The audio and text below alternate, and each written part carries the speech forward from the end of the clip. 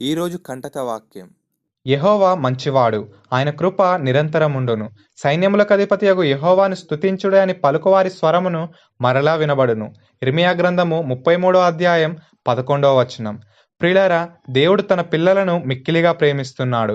యూదావారు ఇశ్రాయేలీయులు దేవునికి దూరమై అనేక పాపములు చేసి ఉండగా దేవుడు చెరసాలలో ఉన్న ఇర్మియా భక్తునికి ప్రత్యక్షమై తన హృదయాలోచనలను ఈ విధముగా సెలవిస్తున్నాడు.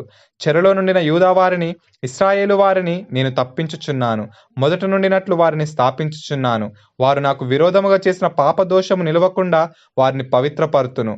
వారు నాకు విరోధముగా చేసిన దోషములన్నింటినీ, తిరుగుబాటులన్నింటినీ క్షమించెదను. భూజనులందరి ఎదుట వారు నాకిష్టమైన పేరుగాను, స్తోత్ర కారణముగాను, ఘనతాస్పదముగాను ఉందురు అని. ప్రియులారా, తన స్వాస్థ్యమైన జనముగా అబ్రహాము సంతానమును ఎన్నుకున్న దేవుడు వారి చెడు ప్రవర్తనను బట్టి వారిని అనేకసార్లు శత్రువులకు అప్పగించాడు. దీనిని బట్టి దేవుడు వారి మీద పగను తీర్చుకుంటలేదు గాని వారికి కలిగిన శ్రమలను బట్టి వారి మనసు మార్చుకొని తిరిగి తన యొద్దకు వారి హృదయాలను తిప్పుకుంటారనే ఆశతో దేవుడు అలా చేసి ఉన్నాడు. తప్పిపోయిన చిన్న కుమారుడు తన తండ్రికి విరోధముగా లేచి తన ఆస్తినంతటిని వ్యర్థమైన సాంగత్యమునకు వెచ్చించి తన తండ్రికి దూరమై అనేక పాపములు చేసి ఉన్నాడు. అయితే చివరికి అతనికి శ్రమ కలుగగానే తన తండ్రి ప్రేమను గుర్తు చేసుకొని అతడు తన తండ్రి యొద్ద పనివానిగా ఉండుటకు తిరిగి వచ్చాడు. తన కుమారుని చూసిన తండ్రి తన ప్రేమను కనపరిచి అతడు కోల్పోయిన పూర్వ వైభవాన్ని అతనికి తిరిగి ఇచ్చి అతనిని గొప్పగా గణపరిచాడు. దేవుడు ఆ తండ్రి వలె మనలను కూడా ప్రేమిస్తున్నాడు. మన పాపములను ఒప్పుకొని దేవుని ప్రేమను మనం కోరుకున్నట్లయితే దేవుడు మన పాపములను క్షమించి నూతనమైన జీవితాన్ని మనకు కలిగిస్తాడు. దేవుడు పాపాన్ని ద్వేషిస్తున్నాడు, ఎందుకంటే దేవుడు పరిశుద్ధుడు. ఆయనలో ఏ పాపము లేదు. ఆయన పిల్లలమైన మనము కూడా ఏ పాపము లేని వారిగా ఆయన పోలికగా ఆయనలో జీవించాలని ఆయన ఆశ కలిగి ఉన్నాడు.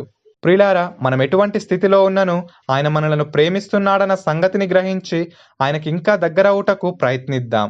దేవునికి దగ్గరగా జీవిస్తున్న దావీదు ఎన్ని శ్రమలైనను, ఎన్ని శోధనలైనను దేవుని సహాయం వలన అంతం వరకు నిబ్బరముగా జీవించాడు.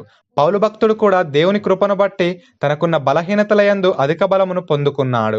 ప్రియులారా, దేవునితో ఉండటం వలన మనం ప్రపంచాన్ని జయించు వారమై ఉంటాము. ఆయన ప్రేమను బట్టి సేవ చేసిన మదర్ తెరెస్సా ఈ ప్రపంచాన్ని తన ప్రేమతో జయించి దేవుని ప్రేమను ఈ ప్రపంచానికి అందించింది. ఎన్నో ప్రయోగాలు చేస్తున్న చాలా మంది సైంటిస్టులు దేవునికి దగ్గరగా ఉండి ఈ ప్రపంచానికి కావలసిన అనేకమైన వాటిని కనుగొన్నారు. దేవునికి దగ్గరగా జీవించడం వలన మనం అధికమైన ఘనతను పొందుకుని వారమై ఉంటాము. ఎందుకంటే దేవుడు ఈ లోకమును ఎంతగానో ప్రేమిస్తున్నాడు. ఆయనతో కలిసి ఉన్న మనము కూడా ఆయన ప్రేమ కలిగి జీవిస్తాము.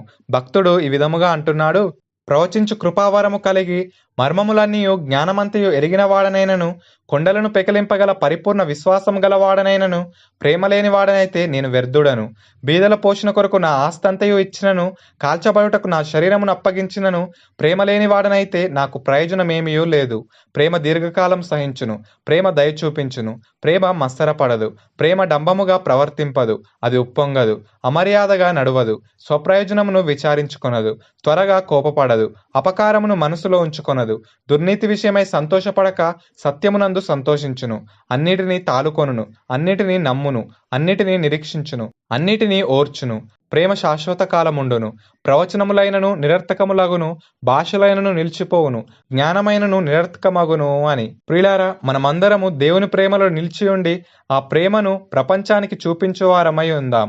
మనలను మనం ప్రేమించుకున్నట్లయితే మనం నశించిపోకుండా దేవుణ్ణి ప్రేమిస్తాం. మనం దేవుణ్ణి ప్రేమించినట్లయితే మనం మన కుటుంబాన్ని ప్రేమిస్తాం, మన సమాజాన్ని ప్రేమిస్తాం, చివరికి మన శత్రువులను కూడా మనం ప్రేమిస్తాం.